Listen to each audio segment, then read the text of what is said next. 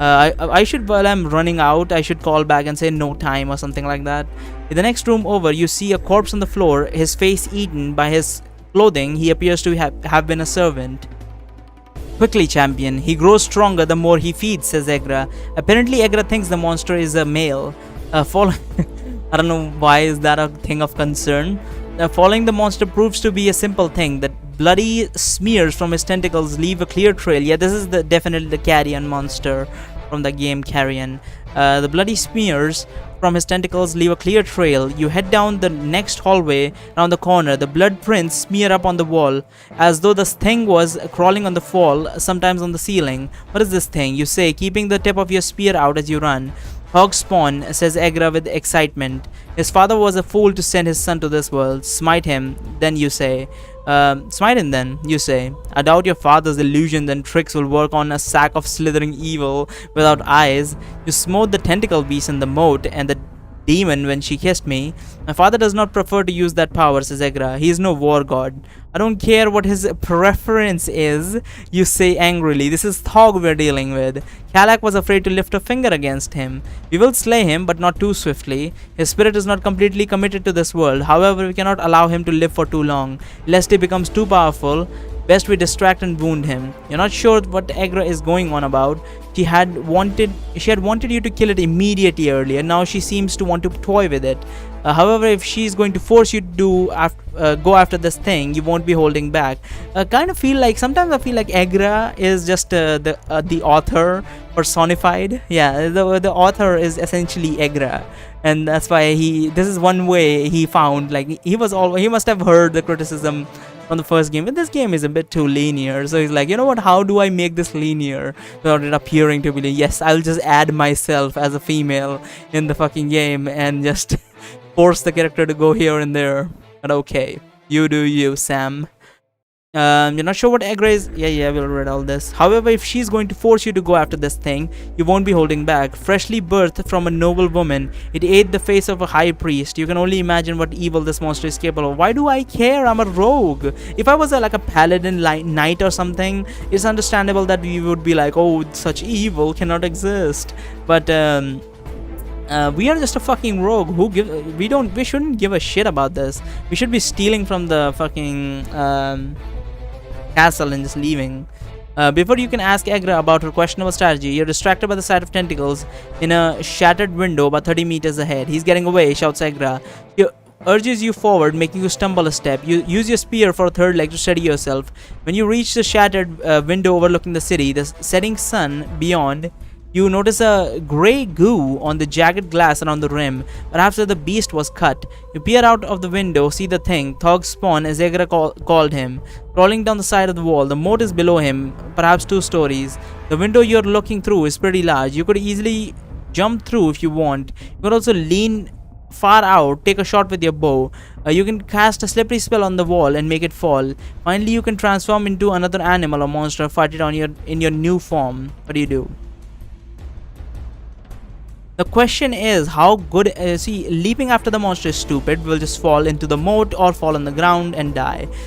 Slippery spell would be stupid again. He will just fall in the moat, and I highly doubt the monster would die from falling 2 stories, even on the ground or in the water. It will just like swim around in the water, making it even more difficult considering it has full movement. Then shoot it with the bow seems the most practical one. Transform into something else seems like what the game wants me to do. But I will do what I want to do, shoot it with your bow. Quiver increases 1. With this thing directly below you, it's a perfect shot. You notch an arrow, lean far out of the window to allow clearance for your bow and fire. The arrow plunges into the pulsing side of the monster. It trembles with what might be anger and partially lifts off the wall, showing its teeth. Nice shot, champion. Cheers, Egra. Light from the sunset becomes dim, almost night. Suddenly, it seems like a very good idea to jump out of the window, and so without a moment of hesitation, you do. Why did I jump? Oh, it used some mind tricks on me, I'm guessing. Life decreases 4, favor decreases 4. You awaken underwater and in panic. Stop succumbing to Thog's magic, chastises Egra, as if you had a choice in the matter. Yeah, sure. I don't understand what's with Egra. Sometimes, I just want to say this, like, sometimes think of it this way. Don't think of it like from a story standpoint. Just think of it this way. Life decreases 3 and you have 10 health, right? So you're down to 7. Feel if it like in a real context, or like feel you falling down 2 goddamn stairs, stories straight into water, unconscious. Can you imagine the pain that a person would go through? Bones cracking every time we decrease life. Think of it that way, and that way perhaps you would be able to, truly appreciate how shit the situation is. This just gotta hurt, honestly. Just like what sort of level, like how long can his mind even take this? Like his body can be repaired again and again with aletheia and this, that, and the other thing. Like how long before his mind shatters? Like our guy in Wizard's Choice came really close to his mind shattering when the Azazel was using some like mind tricks and shit back then, and there was that pleasure room and stuff. Like it was really bad. Every episode we are nearly getting murked, and then again and again and again learning new spells and just draining ourselves again and again, and our soul getting crunched in hell, and over the top things like our like lover dying and this and that. Man, holy shit, that game, our character looked like he would snap any second. And it's coming down to this as well for this. Like our character does not show it. Rooster does not say too much about this, but he must be like, his mind must be cracking. One of the best option, I think one of the best choices for this is in the last chapter when you talk to the dwarves in the main hall. He says like, this is kind of nice, just like this situation. So it's simple conversation is appearing like nice or pleasurable to him. So can you imagine what sort of level he must be at, where he must be cracking down? It's like, walking through a desert and then finding like a store and just buying some lemonade or something, drinking that cold lemonade, that sort of thing. It's a simple thing. You have drunk lemonade many a times, but in that situation it like slowly like soothes your mind. So simple conversation makes him happy. So can you imagine like what sort of like mental position he must be in? Anyhow, opening your eyes, everything is blurry, but there are shadows of tentacles and teeth. You're being held tightly as you feel your flesh ripping. You must be in the moat. That makes you think of stories you've heard of crocodiles and moats. You wish you were one of those now. A sharp ringing blares in your mind, but Egra's voice is louder still. Prepare to fight. There's a blurry flash of teeth rising up towards your face. Suddenly your vision changes. It's still fairly blurry, but your field of view has expanded, except now you have a very long snout. The vice-like tentacles around you shift as you feel your body expand. You're a giant crocodile, shouts Egra. Fight for your life. Alright, morale increases 2. You thrash your body. You feel your enormous tail swishing about. You bite down on a tentacle and begin to roll. Yes, wound it, anger it, says Egra. Gods, it tastes horrid, you say. As a crocodile, you expect that you would enjoy the taste of raw meat, but this is something unholy. Tentacles wrap around you, one around your throat, trying to strangle you. The monster is strong for its size. This is the second fight you have in a moat in less than a day, says Egra, amused. This time I'm a crocodile, you shout in your mind, mustering your strength. I am the strongest. I'm a mighty moat crocodile. You thrash violently. When you come to the surface during your wrestling, there is a scream in the distance. You bite down again, this time getting a bit of the body of the thing. It releases you with its tentacles, trying to get away. Shouts Egra. Never, nothing escapes the mighty crocodile. Why is he getting into the mood? Oh man, fucking hell, he's got in the RPG mood. He's into role-playing now. As strong as the monster is, your teeth are proving to be very good at holding prey. You twist in the water, rolling over and over. If it had any bones, you're going to break them. Make him pay for his iniquities? Iniquities? I'm not sure what that means, but I've heard that word before, but I'm not sure what it means.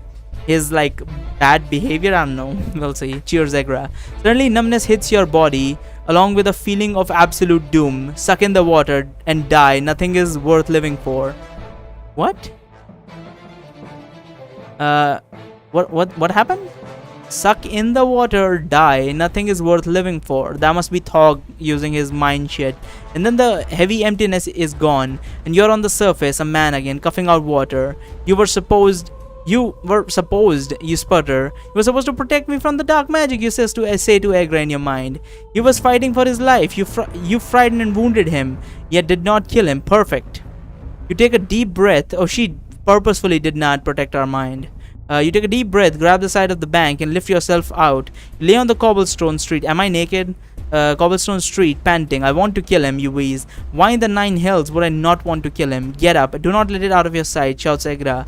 It was a lot more exhausting being a crocodile than you expected. Gather your strength, get to your feet. Even as you continue to suck air, sure enough, you see the beast in the moat swimming quickly, create a good-sized wave. Oi! Shouts a voice from the wall above. Looking up, you see a guard pointing his crossbow down at the Thog monster. Shoot it! You yell as you feel for your own bow slung on your back. It's still there. You're not sure how Egra's magic works, but when you transform back, you keep your clothes and equipment you had on. Great. That's nice. Your spear is gone, though. You must have lost it in the moat. The guard takes aim, but as he seems about to fire, he points at you and shoots. The bolt snaps against the cobblestone about a meter away. Not me! You shout as you point toward the monster. Oblivion take me! The guard shouts as he climbs onto the battlement and leaps headfirst into the street side, the moat. Neville's hole! You curse as the guard hits the ground, caving in his helmet. His momentum propels him lifeless off the street and into the moat. You have your bow unslung. You notch an arrow and fire at the retreating tentacle monster. The arrow hits close to the shiny, blubberous body. It will be a difficult target in the water moving as it is. A wave hits you like a foul breeze. Your stomach becomes squeezy for a moment before passing. I will protect you from the spawn, says Egra. Yeah, I don't really believe that, but sure. My father is pleased with your performance so far and sends us more power, says Egra. Invigorated, you run along the moat, notching another arrow. Suddenly, the monster begins climbing up the... Oh, I'm thinking they don't want the other gods to know that we are getting help, because if we kill, you can cheat throughout the entire COD game, right? If you're playing COD, right, in a lobby, you're playing against a team, you can cheat throughout the entire game and most people wouldn't be sure. But if you got the last kill while cheating, they will see that in the kill cam, the final cam, and you will be caught. So similar to that, I'm guessing if I kill that thing whilst I am in you're taking power from Egra, then the other gods would start trouble with Oher. That's why she does not want you to use her power at the specific moment of his death. That's what I'm guessing. Suddenly the monster begins climbing up the castle wall, his tentacles holding onto the sheer walls, seemingly without effort. He climbs fast, even with one mangled tentacle. There's a few nice gashes on his bulbous body thanks to you. You draw back your bow. The nausea and despair hits again like a knife to your side. The shot goes wide and the arrow snaps against the wall. Evidently, Egra is protecting you, but not perfectly. Still, at least you're not trying to kill yourself. By the time you're able to prepare another arrow, the monster is at a window, bending the bars apart. You fire. The arrow sinks into his body, a little off-center, enticing a tremble from the monster. By the time you have notched another arrow, the monster has bent the bars enough and it squeezes through. Don't tell me I have to climb up after it. You say as much to yourself as to Egra. The moat is not particularly wide, but the wall stonework does not offer much in the name of hand and footholds. There is no time, says Egra. I shall transform you into something again. You enjoyed being a bat, did you not? Maybe something that can fight, like a giant spider, you say? Or I am an excellent climber. It might be best to conserve our favor. My father can grant us a short duration for lesser power. You suppose there isn't time to show off your climbing skill. What do you transform into? I think transform into a giant spider would be better, because we can at least fight a little bit with that. You may never again have a chance to become a giant spider. Make me into a giant spider, you shout in your mind. Wait, can I jump over the moat with the giant spider? Because I don't think spiders can maneuver too well in water. Make me into a giant spider, you shout in your mind. And now a familiar ringing in your ears. Oh, this might be a bad idea, because the tower guards are not going to shoot me as well. The now familiar ringing in your ears hits, and then blackness. When you come back again, colors are jumbled and blurry. Why can't I see better? I have so many eyes. You try to shout out loud, but no sound comes out, and I cannot speak. Monster spiders should speak.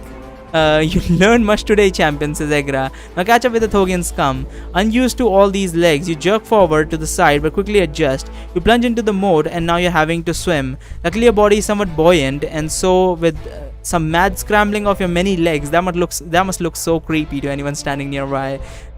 You move forward through the water, cursing your confusing vision, which displays so many blurry manifestations. Silly managed to get to the wall and quickly climb up to the window. Neville's hole. I have a huge behind me. Oh, his ass is too big. I have a huge behind. Oh, I have a huge behind me, not me. I don't know why I read me. I have a huge behind. Yes, the spider's backside is huge, so that's understand as well. He might not be able to crawl through.